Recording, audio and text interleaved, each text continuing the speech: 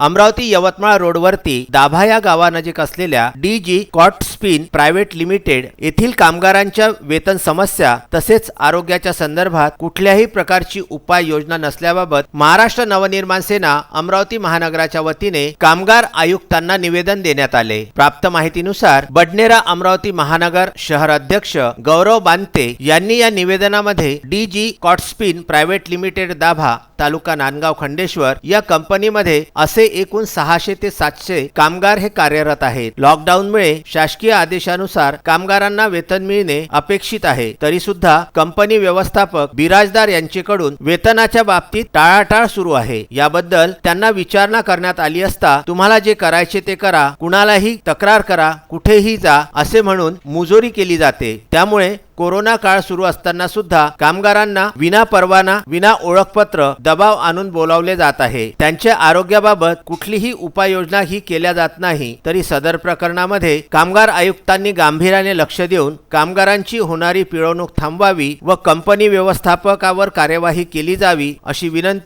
विनंती महाराष्ट्र नवनिर्माण सेनेचे अमरावती महानगर प्रमुख गौरव बांते यांनी केलेली आहे। हे निवेदन देताना महाराष्ट्र नवनिर्माण सेनेचे नेते प्रवीण डांगे, गौरव बांते उपस्थित होते। आज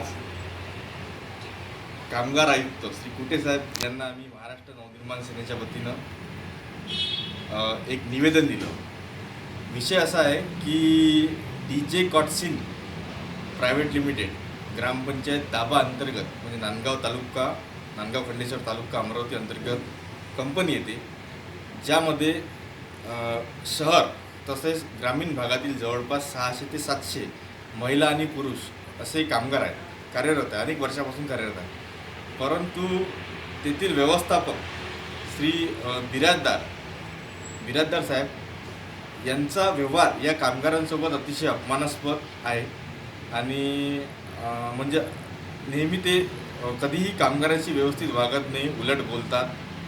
आता या अलीकडच्या काही काळात कोरोना जेव्हापासून संकट सुरू आहे, लॉकडाऊन सुरू आहे, तेव्हापासून पगार कामगारांचे वेतन शासनाचा नियम आहे की कामगाराचे वेतन लॉकडाऊन काळात दिल्या गेलं पाहिजे, तरी नियमाची पायमल्ली करून नियम हे धाब्यावर बसून हे बिराजदार साहेब या कंपनीचे व्यवस्थापक त्या कामगारांना पगार होणार नाही, पगार देणार केव्हा याबद्दल कुठलीही म्हणजे शाश्वती देत नाही। Vidarbha news bureau Amravati.